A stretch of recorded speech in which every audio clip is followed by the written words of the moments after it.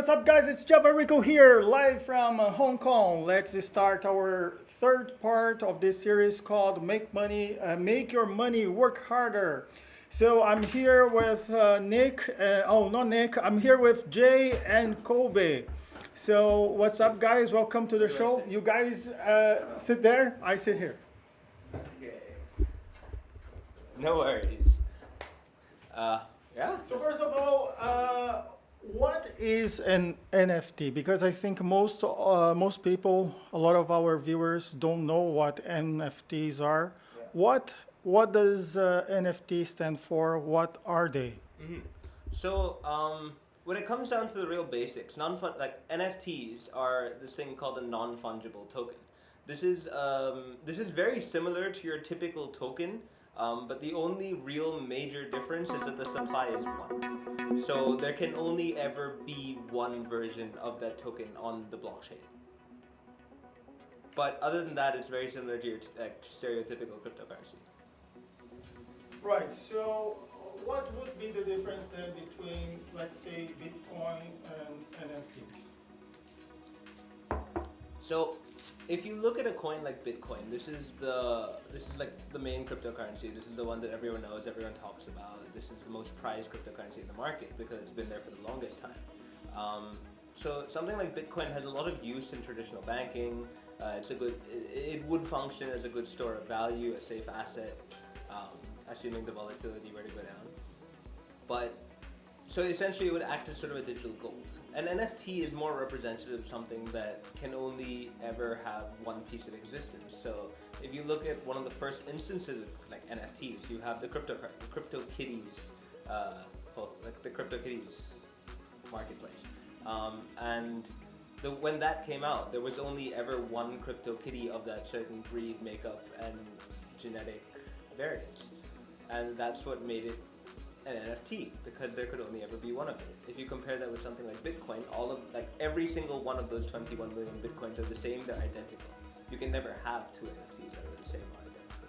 So let's say if I have one Bitcoin and you have like another Bitcoin, so my Bitcoin and your Bitcoin is the same Bitcoin. Exactly. You can sell me your one Bitcoin for one Bitcoin from me. But with an NFT, I can't sell you one NFT for another NFT unless we determine the value to be the same. And what if I want your NFT, like exactly the one you have now? So you would have to buy it from me. All right. And if I buy it from you, then you don't have it anymore. Exactly. And you can like mine it. You Nope. can make. There's no way to reproduce that NFT. There's only ever one instance of it on the internet, on the blockchain. And why NFT is important? Like why is it important? Like how can be? I think a lot of people. Okay, maybe with your explanation clarified a lot of things. So now we know what NFTs are, and so the F on NFT is fungible, right? So Bitcoins are fungible, Yeah. and NFTs are not. So, but what would be the application of an NFT? This is where we get to like the super fun side of NFTs. What makes them work? What makes them useful? And like, as you said, where we see applications of NFTs. If you look right now, there's this huge growing application of NFTs in sort of the creative industries market. Because you can only ever have one instance of a certain piece of art, whether that art be actual artwork, whether it be music, whether it be memes even nowadays. Like, if you look, NFT memes are selling. You have the Nyan Cat, you have Banksy. No, I mean memes. Oh yeah, I know, but it's like there was the Banksy NFT where like they destroyed the Banksy painting, but they still sold the NFT because it's kind of like it's like novelty, like people like you own the rights yeah, to that it's like art. people want to have like the rights, like it's kind of like owning a piece of history. So there's like the Nyan Cat one was like a really like big one where they sold off. I think there was also Playboy. They did their logo, so they sold. So like I think did he sell it? I think so. So that person who has that NFT now has the right. Jack Dorsey's first tweet was sold as an NFT. These are all things that are unique and non-replicatable. That's why they are non-fungible. And then I remember he sold it for millions of dollars. Who, Jack Dorsey? What? Yes, right. So what makes? I don't understand because like What adds I so don't much know value? why would people buy a tweet? Like I don't understand. By the way, we have someone from our audience. The Muskan is saying hello. So hi Muskan. How are you? So what would make people buy a tweet, for example? I don't understand the logic. Honestly, I usually do back most cryptocurrency things. The sale of Jack Dorsey's tweet as an NFT didn't make much sense to me. I understand that the NFT market is a growing place and there may be a use for it. In my eyes, in my vision, I don't see any way that I would be able to use Jack Dorsey's tweet as an NFT. I think it's just like... But I feel like it's just more the novelty of having Jack Dorsey's first tweet. No, yeah, it's like people like to collect things, you know what I mean? Like, it doesn't matter what it is, like post stamps or whatever. So an NFT is just another thing to collect. You know, it's like you see this with like Limpo, they're doing like digital collectibles and people will probably buy into it because they just collect things. Just like people used to collect football cards. Yeah. Favorite football. That's exactly what Limpo is, but it's like just an NFT version of it. So it's like... I mean, even WWE recently, they did their NFT of The Undertaker, one of like a big wrestling legend. All right. We have new viewers on the show. Hello, everyone. Enrique007, Iago Andrade, Trader Dell. They all said hi. Hi, guys. Hi, guys. Welcome to the show. If you guys have any questions, please feel free to ask them. How can someone invest in NFT? Like, for example, if I want to invest in, let's say, Bitcoin, I go to a cryptocurrency exchange, I go to Binance, I go to Coinbase. What if I want to invest in NFT? Where should I go and how should I proceed? Do I need an account? Can I buy with Hong Kong dollars? Can I buy with US dollars? Or do I need a cryptocurrency to purchase them? How does it work? Okay, so buying and selling NFTs is it's made out to be quite a complex process, but if you were to boil it down to all of its essentialities, it is quite simple. So what an NFT really is it's some sort of audio file, PNG. It's we have another. Welcome to the show. We have Nick here. Welcome, Nick, to the show. Angela, Put the mic closer. Perfect. So yeah, if you were to want to purchase an NFT, it'd be quite. Introduce me. Shall we introduce Nick? This is Nick. He's the CFO to our corporation. Well, let's think of Co-founder. Hey, welcome, Nick, to the show. Welcome. So then, as I was saying about NFTs, if you wanted to buy one, honestly, it's really simple. All you need to do is open an account on OpenSea. And if you are pre-exposed to the cryptocurrency community, it is a lot more beneficial for you because then you'll know how working with Ethereum is, you'll know probably how MetaMask operates. And that's the process to buy an NFT. So what you need to do is you need to move your money out of whatever centralized exchange you're currently holding it on, move it into a MetaMask wallet. That MetaMask wallet will then give you the ability to connect to the platform called OpenSea, and OpenSea allows you to purchase NFTs as you would in any other exchange. But do I need any technical knowledge? Do I need to know coding? Do I need to be not at all. Okay, anybody can do. Anyone can buy an NFT. We have a question. Like Ian Ainge is asking, what do you think of the future of the future IPOs for crypto? I think she's talking about Coinbase, right? Coinbase is huge right now. Everyone's talking about Coinbase. This is the first sort of big exposure that the traditional investing community is going to get to cryptocurrency. So seeing how things react today to that will be a very interesting development in the environment. In addition to that, I think there is large future for cryptocurrency-backed companies to IPO. If Binance ever does decide to issue an IPO one day, that would be gigantic. Do you think they will? Yeah, Binance? maybe. It's very dependent on Binance's core vision and how they plan on working the platform. You know, with Coinbase being like listing for 100 billion as an IPO, Binance is easily 2 to 3 times bigger than Coinbase itself. So if they IPO, like, that would be Wow. crazy. There is a question. Financial advice, please do not. Okay, guys, this is not a financial advice. There are two questions, similar questions by two different viewers. One, Angel is asking, digital yuan, do you think that will take over the crypto space? And Muskan is asking, any thoughts on digital yuan? Okay, so the digital yuan is a big development in the space. Obviously, you can't discount it. And it's somewhat disappointing that other governments around the world have not tried to adopt the mechanism as much as Chinese government have. You never know, India might be doing behind the scenes. You never know. A lot of governments may be doing things, but China's digital yuan is definitely going to revolutionize the cryptocurrency community. It's going to bring a lot more interest in a public way than we've ever seen before. If you look at new developments in Africa, also you see XLM have partnered with, not partnered, nothing is set in stone yet, but they seem to be discussing partnership with Acon and then the government in Africa. I can't remember exactly where, but they want to make a entire city with some. It was a decently sized radius as far as I remember. But they want to make that a fully cryptocurrency based city. So they want to have all the payments flowing through XLM or some sort of regulated stablecoin that comes out of the XLM network. And this is, you see like a lot. You think it's feasible? I'd say yeah, it's quite feasible. If it were to be executed correctly with all of the resources that it would need, it would definitely be quite feasible for the government to do it. But whether how many people living in that town exactly, or it city depends. as well. Like, I mean, what are your thoughts on like, imagine the entire city running on XLM's ecosystem? Would that be able to handle it as well? Oh yeah, definitely. I mean, I know we would be able to handle it, but in the sense that it would be interesting to see how price fluctuations in that's day-to-day prices of the coin would affect like actual day-to-day exactly. transactions. Because when you go to buy bread, if you buy it today and it costed you $2 outside of this XLM community, and then you walk in the next day and you're paying $15 for that same loaf of bread, it may cause. But then if you think about it, then the people supplying the city with food, water, everything, like external outside the city, would they be also taking XLM? Exactly. You need to adopt the entire right? ecosystem around it, and getting the supply chain to all work in that one system of payment would be very difficult.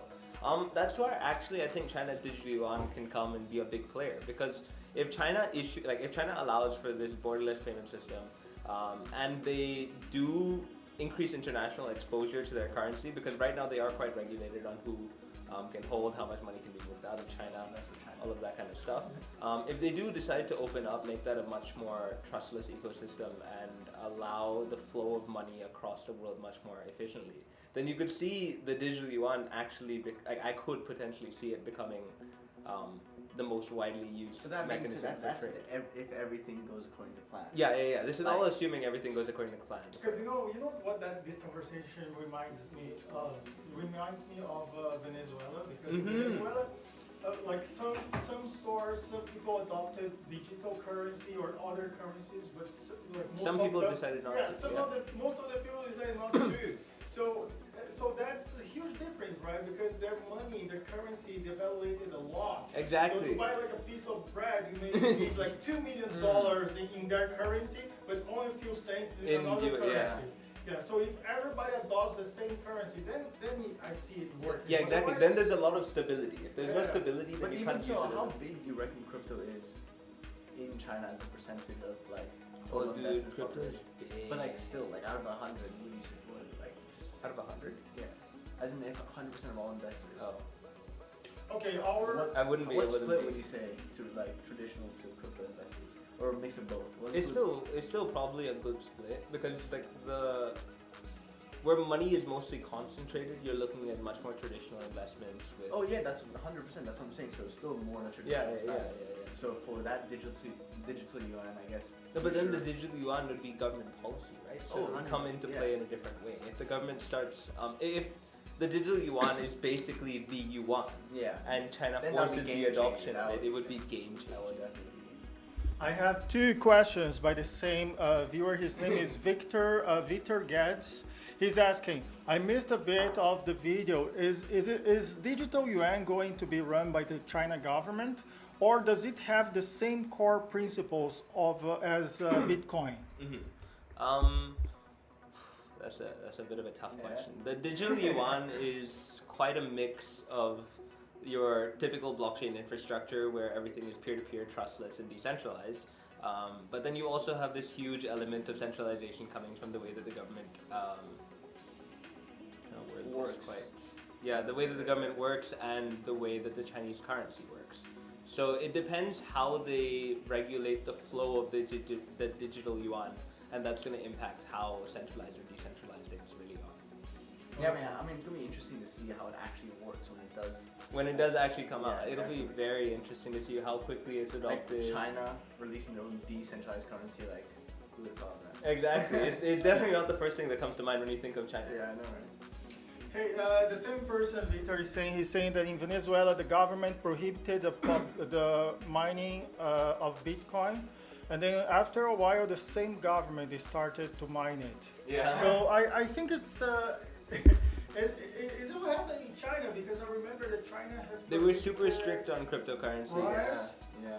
But even so, like most of the production, most of the mining of Bitcoin still was made in Through- China for yeah, a long time. China, I mean, Russia. Right? I'm not sure about right now, but like for Yeah, many yeah. years, like China was the main producer. They were a huge hub. Yeah, they right? were a huge hub. Huge hub. The biggest farms of Bitcoin was in China. So, do you think that? Sorry. Robson has a great ringtone. Sorry, guys. Yes. So, yes. Yeah, so about the NFTs. So, do you think that NFTs are going to be just a fad, or is it coming to stay, Okay. or is just like something temporary? Maybe a few years later, we all forgot about it. Okay, no. I think that in the same way that cryptocurrency came and left in 2017, NFTs are going to come and go. What this means isn't that we're going to see all the NFTs disappear out of the market, but we're going to see all of the right players stay. So all of the guys who are promoting NFTs that are based off of nothing, have no intrinsic value, and could for all essence and purposes be scams, those guys are going to be flushed out of the market. We're going to see a much more I think obviously, a lot of regulation is also going to come into the industry, so we're going to see more legit NFT products come into the market, and those guys are going to be the ones that stay there for a long time. With that being said, I feel like if you advocate for cryptocurrency, you should advocate for NFTs, because the digitalization of contracts or licenses that are going to be happening over the internet is what's going to be happening in the future. So if you do believe in the decentralization of cryptocurrencies, blockchain, then I wouldn't see why you shouldn't advocate for NFTs as well. Because NFTs are exactly that. They're not intrinsically different to normal cryptocurrencies. They are just a part of the wider cryptocurrency landscape. Yeah, so that being said, like, I mean, for sure, now in a sense it is a bit of a fad, because when something new comes to market, I mean, everyone jumps in on it, right? It's an exciting idea. So Like look at DeFi in definitely about a year ago. Like it was running, and then early this year it started to actually it started to peak. Now we're looking at some good DeFi products that are actually giving proper returns to the market. Like if you look at SNX, they're a very strong platform, and they're actually beginning to get adoption. And even if you look at Bitcoin itself, right? So Bitcoin was made 2009, 2010, and it still took many years to become popular, right? It's still so young if you actually think about it. Like, It's just now that we're also seeing sort of a switch in the way that investors value assets. Like we had fundamental analysis from the Buffett days, we had technical analysis that came about a little bit prior to that, and then we saw an emergence of quant trading, and that started to affect markets quite rapidly also. But then now what we're seeing is something towards momentum trading. People see an idea, if they really like the concept, they like the people behind it, then momentum starts to build. It's literally hype trains. It's hype trains. It's hype trains. More about That's what we're seeing in where markets. the herd believes is the best idea. And Because now retail traders have become a lot more influential in the way that markets grow. I mean, Look at so GameStop. No one can ignore GameStop, Dogecoin, all of these hugely pumped assets that were purely by market sentiment. I would like to ask about the NFTs, right? So I heard that it's possible to attach a royalty in terms of percentage to the NFT. So what do you guys think about it? Is it, do you think it's more like a fair play now than it used to be? Because, for example, if I sell you a car, okay, and I get profit from that sale, and you sell this car to another person, now with NFTs, I also get a percentage of that NFT. So is it how it works, or I'm just saying a lot of BS here? I don't know. You see, like an NFT is based around this thing called a smart contract. This is like the essential underlying principle of a blockchain. This is the thing that makes a blockchain super. This is what I believe is the biggest, best application of the blockchain, the smart contract. So if you were to make it exactly like you said, that you get a royalty every time it's sold, that will happen because that was ingrained in the initial smart contract. So then only the guy after you could change that smart contract because the guy you sold it to would have the right to change that smart contract, or append in a certain way, like redistribute the rights to a different. Yeah.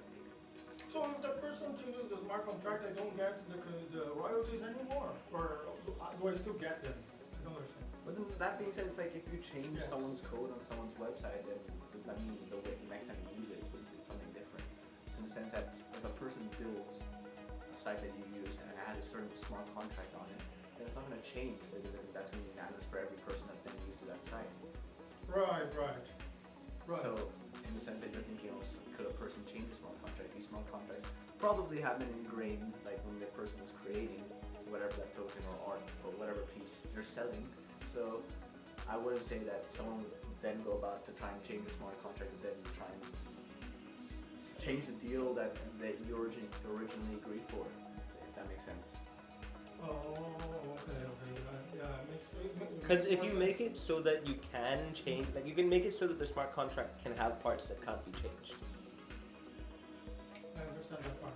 But I heard that NFTs, it's mainly on the using Ethereum, right? Yeah. How come it doesn't use Bitcoin? Is it because Bitcoin's too old? It's such like an old technology that it can be have that purpose be fulfilled by Bitcoin, and it only works on Ethereum and other cryptocurrencies that are newer? Is it why? Is that why, or I don't? Because as an NFT is a protocol, like you could use that on the Ethereum network because Ethereum is the cryptocurrency that has been used time and time again for new products to come out and build on their ERC20 blockchain. Ethereum as a blockchain itself is pretty much an ecosystem for every other cryptocurrency out, or for a large majority of the cryptocurrencies out there. And That's Bitcoin doesn't. Bitcoin doesn't. Oh. Bitcoin. But Bitcoin It's just- Cash came from Bitcoin, right? Yeah, Bitcoin they Cash is a fork. fork off of Bitcoin. Because So it's it not- was forked from Yeah. the. Alright, right. So you can actually use Ethereum's blockchain to then build your own cryptocurrency off of it. That's why. the value proposition That behind is the entire Ethereum. It's value. the cryptocurrency that lets you build cryptocurrencies. Is that why I can also create NFTs using, for example, Tron, right? Yeah. Tron and DOT, Exactly. right? And Mhm. so Exactly. all those ones Cosmos. all those Solana. ecosystem built, like all of those cryptocurrencies that are built for other Use cases. use cases. So each all blockchain has their own blockchains you use to advantages make and NFTs. disadvantages. So that's why DOT, we have Tron, we have Zilliqa also, Solana.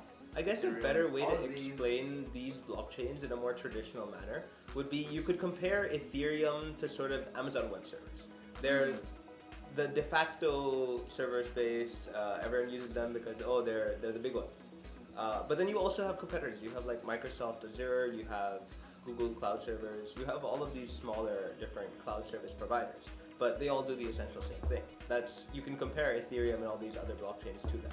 So you have these guys that are all giving more niche services, but Ethereum's sort of over-encompassing. They do both. Like if you just need a blockchain, Ethereum's the guy. That being said, the new Ethereum 2.0. is coming out. So it'd be Actually, no, I interesting. think it's meant to be April 14th, Really? But it's April 15th for us because we're in Hong Kong. Yeah. So Oh, so it should be tomorrow. coming out tonight, guys. So stay tuned for Because this. this Ethereum that we are using is already the second one, right? Because there was Ethereum Classic, right? Yeah. So this Ethereum is already the second Ethereum, right? So Sort the of. 2.0 actually will be the third. So it should be E3.0. renamed like 3.0 actually. Well, I always think so, but yeah. So I'd like to ask about the NFTs. I see a lot of marketplaces, not a lot, I see like 5 or 6 different marketplaces. Yeah. For example, I think it's SeaMonkey, right? OpenSea. OpenSea, sorry, yeah. So OpenSea, yeah, SeaMonkey was a web browser, sorry. So OpenSea. So is it possible, like, I don't know, but is it possible that, I know that if I bought some, let's say, I generated, because they pre-select what kind of person can generate an NFT, like they pre-select the artist, right? It's not for everybody. Like Mhm. it's only for a few people who they allow Okay. to create NFT. So let's say I'm an artist and I created something Who's on specifically OpenSea. OpenSea? Anyone can create anything. Yeah, I mean, if you search up Rarible.com, they allow you to just generate your NFT and pay them a fee. Yeah. Oh, I see. I didn't know that. So if okay, so let's say I picked one of those providers Yeah. or one of those marketplaces. Are they exchangeable? Can I, if I don't want to stay with this marketplace, can I just Yeah. move my Yeah. NFT? Because NFT is an address, right? Yeah, An yeah, yeah, address, I mean, not yeah, of course. right? So I can just move it to another provider, another marketplace. Of course. As long as they support the Ethereum blockchain, you can use it anywhere. And Wow. almost Yeah. all NFT marketplaces support Ethereum as of right now. Oh, that's really good. Most definitely do that. Yeah. So if you buy it on OpenSea, you could move it to your MetaMask wallet and then move it straight away to a different exchange. Is there any risk? Because, for example, in the beginning of cryptocurrency, we saw nowadays it doesn't happen that often. A few years ago, we saw so many exchanges being hacked and people lost all the money. Would that be the same case for NFTs, you think? I really hope not. I don't feel. I don't think so. I feel like since then there have been a lot of regulations that have come into place to stop things Yeah, like. people are being a lot more careful now. I mean, that being said, like You can never anything can guarantee. happen, but I would still hedge against that happening, to be honest. Yeah, I would assume it wouldn't happen. But And I feel like people are generally advocating for NFTs, so they wouldn't do anything, I guess, in a negative context that would affect. No, I don't know. well. I mean, like, if people see money, they'll make. no, I know they'll make money, but I'm saying generally the entire market sentiment is positive towards NFTs. So I wouldn't really see any big players start disappearing around. No. He means like people hacking big players. for sure. That Yeah, that you can't stop. People will always try. There is a question here by Vitor Guedes. He's asking, can you guys mention some good platforms to trade cryptocurrency, please? Finance. Finance. Yeah, I can't. that's the one. I can't I have an answer. account with Binance Binance, is but is easy, that it's- the easiest, There- the lowest commissions, the lowest spreads? I just think There that- might. Kraken's also really Kraken's a good. bit Kraken's also Kraken's really good. good. But Okay, Binance, yes. the way that they've designed their platform, their offerings, they've sort of just become the de facto name in. But that being cryptocurrency.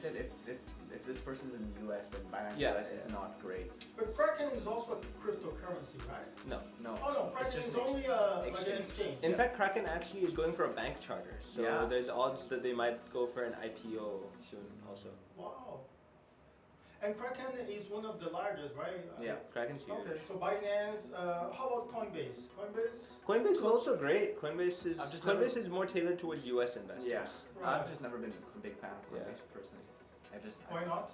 We were always Binance people Yeah. straight from the start. From the start, used Binance, and I think it's just worked, so we stuck with it. To be honest, I feel like Binance also.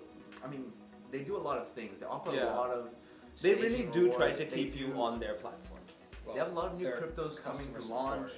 is kind of They're, iffy, I guess, but they're their user more than retention Google is good. within the space. So I can see that Binance becoming and offering more. How do I explain it? More products to their users, so there's more of a chance for you to invest in different things. I find it exciting being on Binance. Probably NFTs, like Binance will Binance will definitely probably start list jumping NFTs onto in the near NFTs. future, yeah. So it'd be like, There's a question by Ange once again. So she's asking, how should we analyze cryptocurrency? I think it's a very broad question. Wow. It's a very broad question. Very good question. As I mentioned earlier, I guess the way that the cryptocurrency market behaves a lot more than other markets is it's a lot of momentum trading. So if you get onto an idea early enough that seems strong enough and has a decent enough backing, those kind of ideas usually fly. Because as soon as the wider market gets a hold of the idea, then they really start jumping in. So you could sort of turn it into a form of a fundamental analysis if you wanted to look at it from Definitely, that I think we perspective. do still need to read about each cryptocurrency's mission and idea behind their entire project. But then technical analysis also does work on cryptocurrency. I mean, as far as I just think I really, Would you say the cryptocurrency market is more technical or fundamental analysis? or 50 and 50? It's a very good mix of both. It's a very good mix of both. Long-term horizons are more determined by fundamental analysis, how strong the currency is as a whole. Definitely.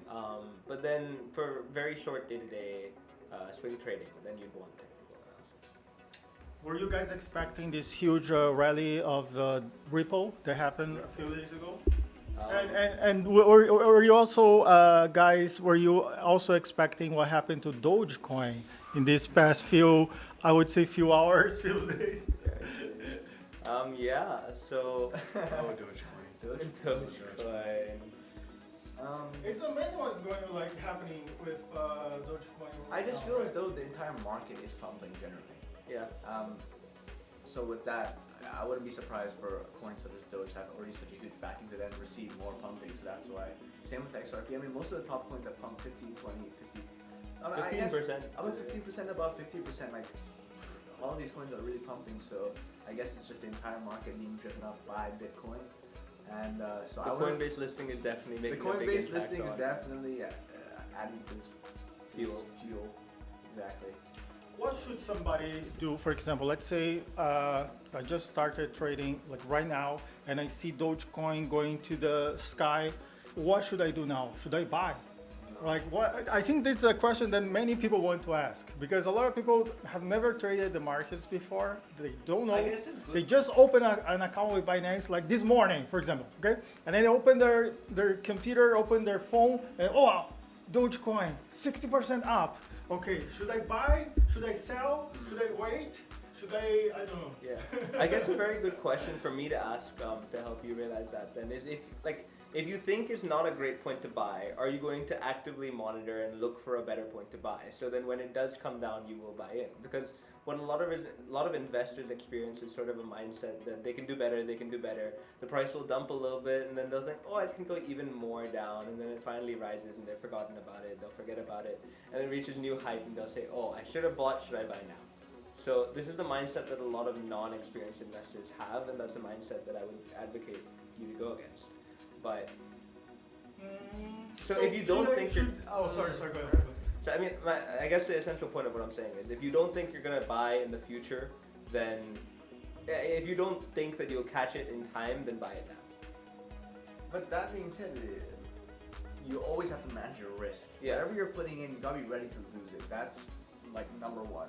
So if you're putting in $1,000 and you're buying in at the very peak, you gotta make sure you're really not the bag holder, because at the end of the day, you never know if you're just going on the hype like we talked about. The hype train can reverse very quickly. The hype train can definitely reverse. You gotta take that into consideration. So that being said, I wouldn't really see as soon as you see something pumping, don't jump in on that. You definitely have to wait, see how the market's reacting to that pump, and see what happens a few hours later. Because patience, honestly, is key. I would say patience and learning from mistakes is definitely an important thing. So don't just jump in on things that people are pumping unless you got in early. Should a total beginner, okay, zero knowledge, should a beginner go for day trading to begin with? Definitely not. Why not? Day trading is jumping straight into the deep end. It's intense. You think it's easier because you have more trades to make, but really you're gonna be missing a lot of those trades, and you're gonna be, once you make a trade, you instinctively want to trade again because you're like, I made that gain. And the more times you do that in a single day, leads to more risk and more failure, in my opinion. So you should be first you should start getting a better understanding of how cryptocurrency works, monitor the markets, understand as much as you can before you jump into it and start day trading. So the cryptocurrency market is not something that, okay, let's buy this, let's wait for 5 minutes and let's close it. It's not like that, because I see many people doing that, you know? Yeah, especially on YouTube. I see many YouTubers, like the fake gurus, right, on YouTube. They're like, okay, 5 minutes, okay, $1 million. Make $10,000 off of 5 minutes. It doesn't work like that. Does not work like that. I mean, if you get lucky, you throw your money into a 125 times isolated margin contract on Binance, and somehow you get lucky, then yeah, sure, of course it works like that. But for most of the people, it's not going to work like that. It's very rare that you end up being that lucky. I really do think the steps you should take is, I guess, first of all, just start looking at charts. Just whenever you have free time, if you're interested in this, you gotta start looking at it. The more you look at it, I feel like as though you understand it a lot better. Then maybe paper trade for a little bit. I guess about maybe a month or two, just throw in some money or throw in $100. And then work on your mistakes from there because you are bound to make some. That's how you only get better. Should beginners invest in ICOs? If you really strongly believe in the vision of the coin, you strongly believe that the people that are leading that company can take that company there, then yeah, sure, go for it. Obviously, you'll probably fall prey to some ICO scams that'll take your money, run away with it, and you'll never see that again. That happened to everyone. That will continue happening to people. That happened to us. It's an inevitability. What happened to you guys? It happened. Yeah. It's happened. Yeah. Like Wow. 3 or 4 back in 2017. 3 or 4 different ICO ICOs. scams. Wow. There are a lot of them out there on the market, and But I feel it's like- not something that yeah. should detract you from cryptocurrencies. The general perspective of cryptocurrencies and ICOs as well is something that's really good. It's there to provide a mechanism for startups to grow and scale rapidly. So it's not something to be scared of unless you're investing in a proper scam. Wow. I want to ask about what do you think of, okay, so you guys told me, don't, as a beginner of cryptocurrency, a beginner in the cryptocurrency market, don't go for day trading, okay? So I understand that part. So what should a total beginner do then? So if it's not day trading, so like position, like a few weeks, stay in a trade for a few weeks, few months? Yeah, I mean, one of the best strategies for someone who wants to trade but isn't an experienced trader, dollar cost averaging. So this is looking for good buy points and good opportunities to get into it, but then trying not to sell unless you really think it's hit a peak. So then you just keep accumulating, keep investing, keep accumulating, keep investing at the right points, and then you should grow your portfolio based off of that. But even so, I think a more easier approach would probably just to, I guess, trade or hold. I definitely Yeah, holding is very majority good. of your portfolio and trade about 10%. See how you do with that 10%, and then you can move from there. Because then that way, if you lose the 10%, I mean, You're still holding 90% you're still holding of your portfolio. 90% of your portfolio, and as the crypto market goes up or down, that will appreciate and depreciate. May I ask, what is your, then, for you guys, what would be your longest position, like the one that you held for the longest time, would be like a few months or even years? I don't Yeah, know. definitely. I have some Bitcoin. positions that we've Yeah. been holding for some very long time. Wow. Some Bitcoin and Ethereum from way back. Wow, wow, wow. How about you, Kobe? I've not been trading as long as these guys. Probably like Dogecoin was probably my longest hold, right? It was like How many 2 months? months. Was it? 2 It wasn't- months. It wasn't long. It wasn't long. Yeah. Wait, are you still holding it? No. Oh no, I sold pretty. I definitely think if yeah. you do get in some margin trades, you can hold them for quite some time. Sometimes. I mean, yeah, Sometimes. definitely. You can hold some trades for like weeks or even a month, but I mean, that's quite long already at that point. So, yeah. All right. I think that's yeah, that's it, guys. I think that's all a the wrap. questions that we got today. So thank you so much for participating in Thank you this so live much for event. having us. Would you Thank like to explain a bit about? I heard that you guys are running a startup, and that's related to cryptocurrency. Would you mind to talk a little bit about your startup? Yeah, absolutely. So we're super proud of it.